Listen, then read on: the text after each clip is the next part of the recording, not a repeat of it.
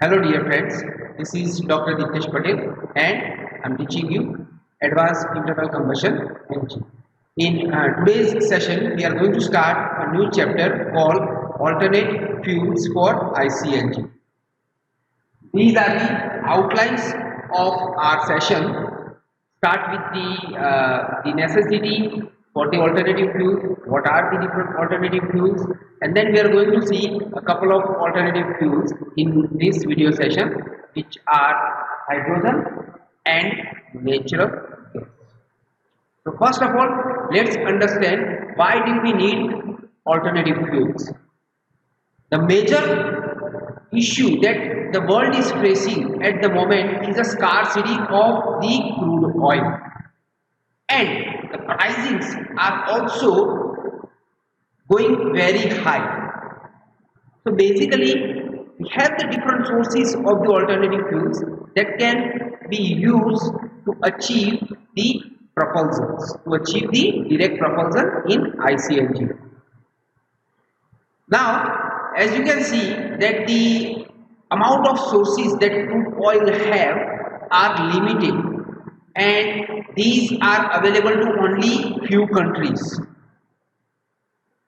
Furthermore, their pricing are also going up very high, which make the different middle class peoples to run the vehicle on the crude oil is nightmare. These crude oils are not affordable anymore. So just because of the scarcity of the crude oil and its price, it is inevitable to look into the other sources. Another major advantages of different types of the alternative fuels are it produces less emission as compared to the fossil fuel, as compared to the conventional oil, because some alternative fuels are environmental friendly and they would produce less NOx, FC, CO emissions and a negligible amount of the particulates. So that's why it has been promoted by many countries who are having the issue with the pollution. And one more advantages of using alternative fuels are it can be also prescribed by the regulations. Like in India, we have all the auto rickshaws and the government buses. They have also been started to use the CNG, or even they runs on the electric energy. So the alternative, different types of the alternative fuels are definitely prescribed by the regulations and authority as well. Now we are going to see what are the different types of the alternative fuels. The first type is alcohol fuels, in which we can see the methanol and ethane. Second one is a natural gas that can be classified as a compressed natural gas such as CNG or liquefied natural gas such as LNG. Third one is a liquefied petroleum gas, which is known as LPG in short form. Then hydrogen, biodiesel, biogas and producer gas can also be used as an alternative fuel. One more is the vegetable oils. Like in India, we have a lot of different vegetables available in the jungle, and that can be utilized to produce the alternative fuels as well. So we are going to see each of these one by one in a detail, and let's start with the hydrogen. Now hydrogen can be produced by many different sources. It can be produced naturally by water, it can be produced by natural gas and methanol as well. Since it can be produced from the water, and the byproduct after the combustion of the hydrogen is water as well, it is environmentally friendly. It produces less emission as compared to the crude oil. There are two different methods that can be used to produce nitrogen in a large amount. One of them is electrolysis and second one is synthesis gas production from steam reforming and or partial oxidation. So these are the two different methods which are widely used across the world to produce the hydrogen. As I said earlier, that hydrogen produces less emission as compared to the conventional fuel. In that case, as I said, the major byproducts of the hydrogens is water, the quantity of nitrogen oxide, unburned hydrocarbon and the carbon monoxide are very less as compared to the conventional fuels. Also, the release of the particulates such as smoke and smoke are very less as compared to the conventional fuel. These are the advantages of the hydrogen fuels. The first advantage is that hydrogen air mix rapidly. Hydrogen air mixture burns rapidly as compared to the gasoline air mixture. So it can combust or ignite easily and rapidly as compared to the conventional fuel. Then after, the hydrogen has high self-ignition temperature as compared to the petrol and diesel. However, it requires only small amount of energy to ignite it. Since we required a larger amount of energy, especially for the petrol engine, and we delivered this energy with the help of spark plug. As compared to the petrol, hydrogen can ignite by using the only small amount of energy. Then hydrogen produces no carbon dioxide, so the exhaust is pretty much clean, and the fuel is very efficient as there is no any losses associated with the throttling. We know that we have the lot of throttling losses occurs in both petrol and diesel engine. The losses occurs especially for the incoming fuels and to remove all the exhaust gases. So those losses can be reduced here by using the hydrogen fuel. It has a certain disadvantages too, and the first disadvantage is that there is a chances of backfire and induction ignition. Since hydrogen is highly ignitable gas, it has to be handled very carefully.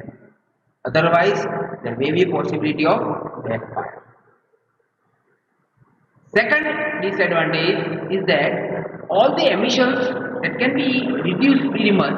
However, the flame temperature inside the combustion chamber by using the hydrogen is very high, and therefore it produces toxic NOx. We also have been learned that the NOx emission is higher when there is a higher temperature inside the combustion chamber. And the third disadvantage is that it is difficult to handle and store and require the high capital and running cost.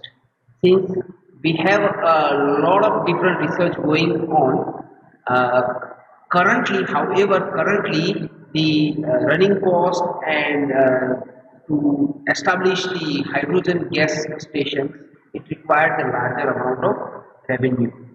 And in India, hydrogen is still not become a commercial. However, certain European countries have already started to use the hydrogen, and a couple of giant automobile companies have also built the engine, such as Toyota and Hyundai. They have also started to use hydrogen as a fuel. However, it required a little time to do some deep research, some throughout research to make the hydrogen more common across the world. So these are the disadvantages of the hydrogen fuel. Now let's move forward to the next alternative fuel, which is natural gas. Now natural gas, as I said, it can be classified as compressed natural gas or liquefied natural gas, such as CNG and LNG. Basically, natural gas is a mixture of hydrocarbons and that mostly contain methane such as CH4. Now, natural gas is widely available in India. Since natural gas is mostly extracted from the gas well or sometimes in conjunction with the crude oil production. So basically natural gas is a byproduct of the extraction of the crude or the landfill operations. Therefore, is a lot cheaper as compared to the crude oil. Since its price is not also regulated by the international medium, international stage or platform, so it is less cheaper.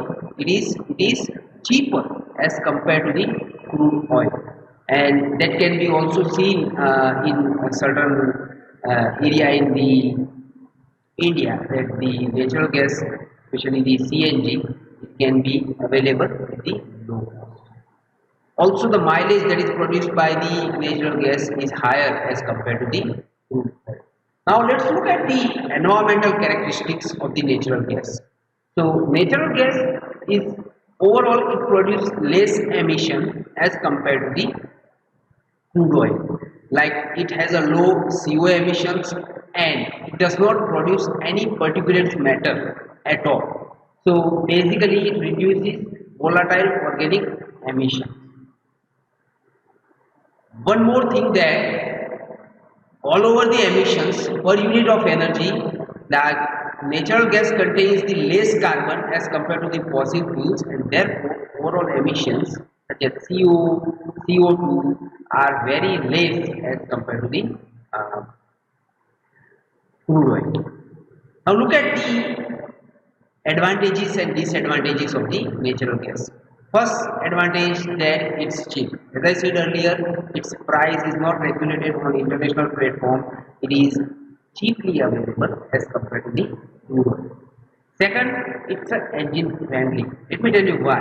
Because it does not produce any smoke, or particulate matter. It is absolutely, its operations are absolutely clean, and therefore it's engine friendly. Third advantage that the natural gas is adequately available across the India, especially for the many states where it is adequately available. And the last advantage of the natural gas is that it is clean, easy to trap, and odorless.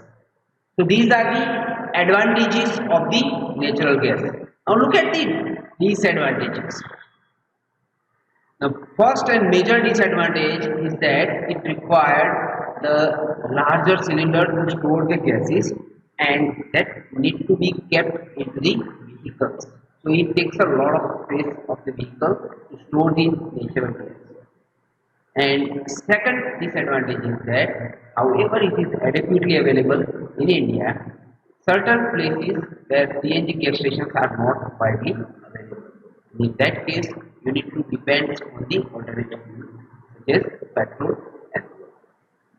Now, we know that the CNG can be like all the modifications or improvisations can be done in IC engine for the petrol engine, and a CNG kit can be installed in the petrol engine. And even recently, like initially it was producing a lot of issue because of the overall calorific value of the natural gas, which is approximately 50 joule per gram. That was producing the less power as compared to the petrol engine. However, nowadays the modifications in the kit have resolved those issues, and now CNG vehicles can also producing the good amount of power by adjusting its flow automatically. Depends on the road conditions, depends on the requirement of the engine. So, like the less power was the advantage earlier, but nowadays it has been almost solved by the special type of the kit which has been used in a vehicle. So, this is all at the moment. In the next video session, we are going to see some more alternative fuels. If you have any doubt, in hydrogen or the natural gas, you can write down in the comment box. Thank you very much.